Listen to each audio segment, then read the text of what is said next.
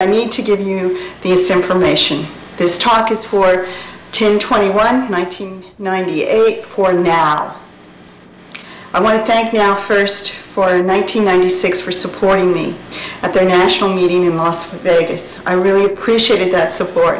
Unfortunately, because it wasn't organized and there was no follow-up, it did very little to help me retain my medical license, and I will be continuing to ask NOW for help in the future to get back my medical license in California and in New York. I am a whistleblower, and part of my story today in talking to you is about whistleblowing. I learned about tubal ligation as a medical student. I really believed that every tubal ligation that I was taught to do would cause no problems or complications for the women that I performed it on. I learned all the different types of tubal ligations, the ones in which we opened up the body, made a large incision, the ones we made a little mini incision in the navel, and the ones that we used a laparoscope for. My belief was that all tubal ligation was safe and had no complications for women. But that was my belief, not my knowledge, and not what the medical literature later taught me. One of my first patients that I met in my practice was a woman named Connie Lasur. Connie came to me. She was a Hispanic woman, and during her first marriage, after her second child, her husband, unbeknownst to her, actually told the doctor, "Cut her tubes, cut her tubes." Connie woke up from her cesarean section, finding that she was sterilized. Her doctor and husband made the decision to cut her tubes, and she had no information about it before the birth of her child. Cut her tubes. Amazing. We're talking about the late 1970s this took place in the United States. And Connie's story is not a story of one woman. There are many stories like this. So Connie came to me, and I took the area of the tube that was still alive, just the little end called the fimbria, and reimplanted it in her uterus. She later went on to have 2 more children. Connie was lucky. I also learned about tubal ligation in the South in my research for no more hysterectomies. I found that in the South, white physicians and even black physicians had been trained that in black females who had multiple children to clamp them. That's it, clamp them. Now what does clamp them mean? Well, during the cesarean section delivery of a black female, what would happen was while they were taking the baby out and sewing the uterus back up, they would take large metal clamps and crush the fallopian tubes on these women. The doctors knew best. They knew that these women were uneducated. They knew that these women wouldn't use birth control pills or any form of birth control.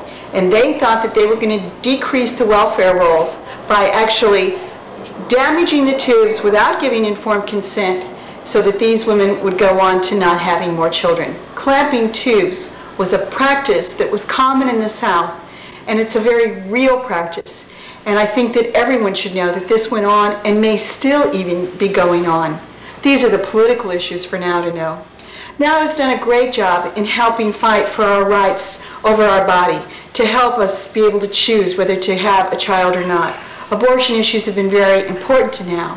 NOW has been so overburdened by this issue and trying to fight just to keep this right, that the whole issue of reproductive rights has actually been lost as to the major issues that we have, which are more than abortion.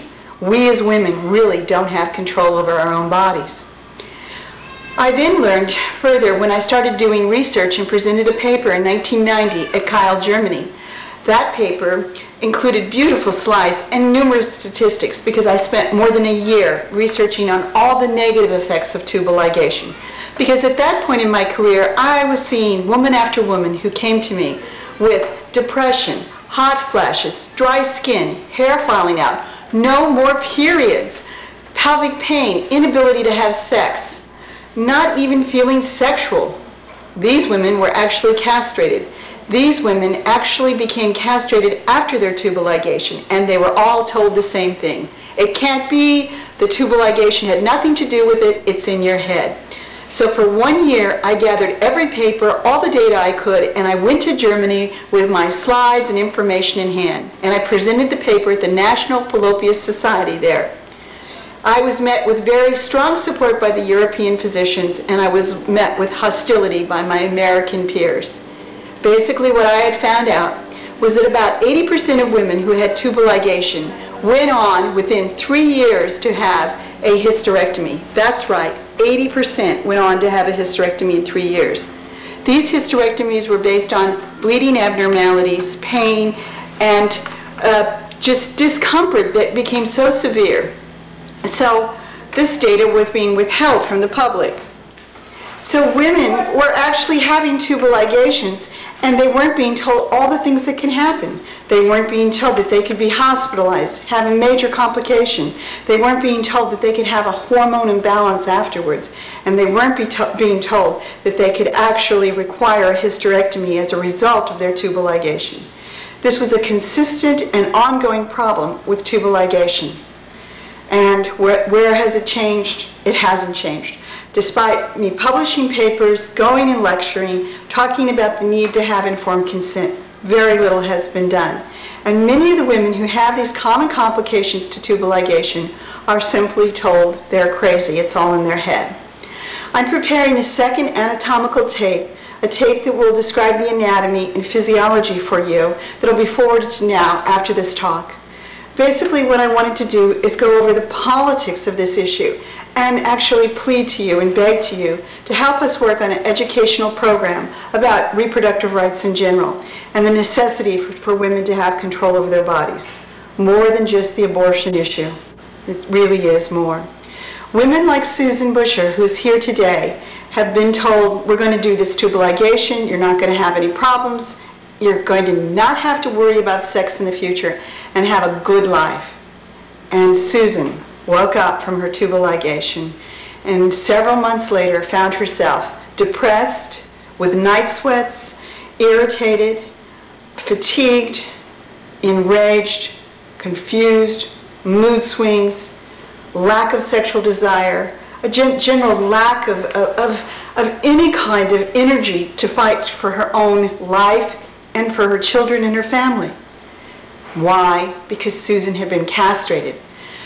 What happened was during her tubal ligation, so much destruction had been done to the tissue around the ovaries during the tubal ligation that the ovaries were killed.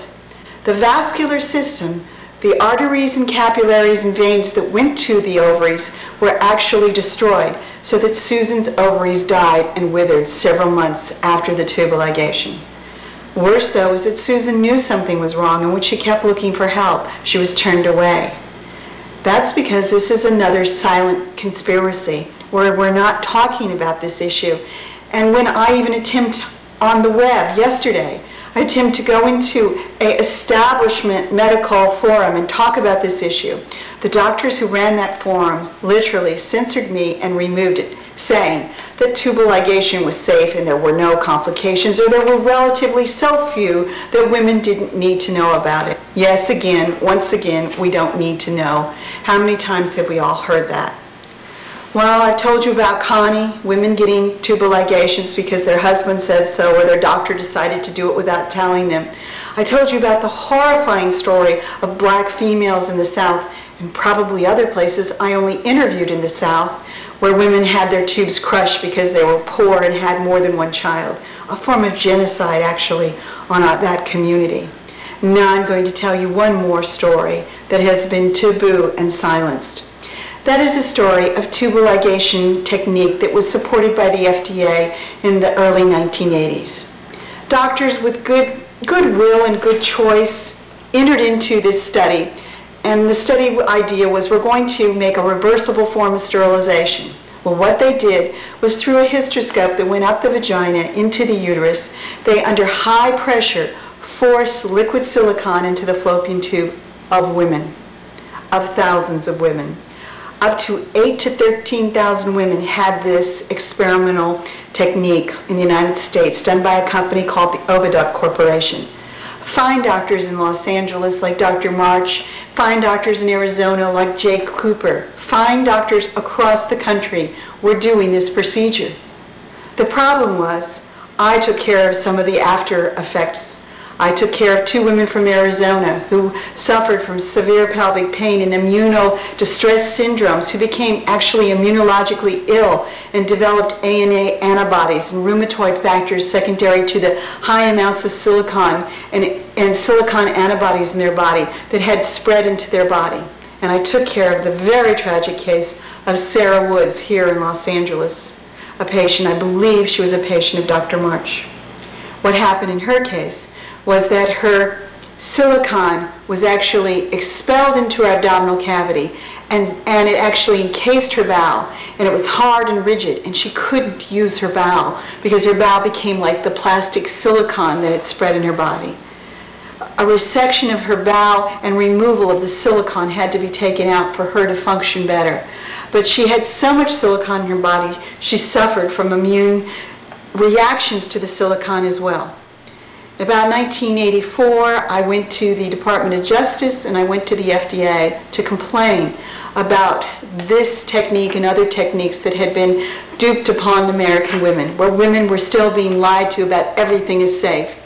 Even in the best hands, even in the best surgery, even with the best techniques, you can have bad outcomes with tubal ligation, and women in the country are still not being told that.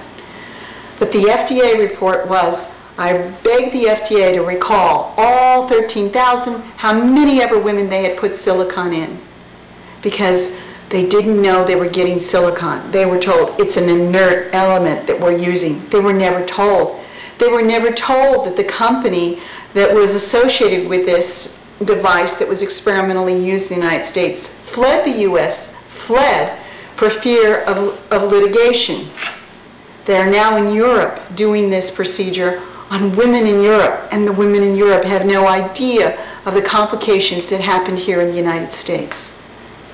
Sarah Woods, FDA, there's a record in the history of all of this, which I've reported.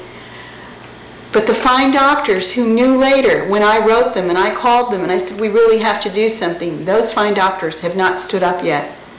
Because there's such a fear, if you stand up like I have, you'll be attacked.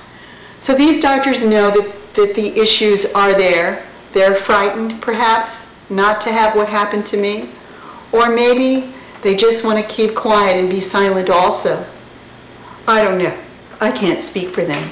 But I know for sure that that procedure should have been recalled, still hasn't been recalled, and those women should have known what happened to them, and it was wrong. And we here today need to look at all these reproductive issues and what's going on. I will give you my website now so that you can communicate with me, and my email. And I hope that we can have another meeting, that this is just the beginning to talk of reproductive rights and talk about the tubal ligation issue and post-tubal syndrome. It's real. Post-tubal syndrome is real, and it has been kept taboo and silenced for too long, and we need to break that silence. Please join me in this. And I'd like to link somehow my website with You It Now so that we can help educate and make social change properly for women across the world, not just this nation. My website is www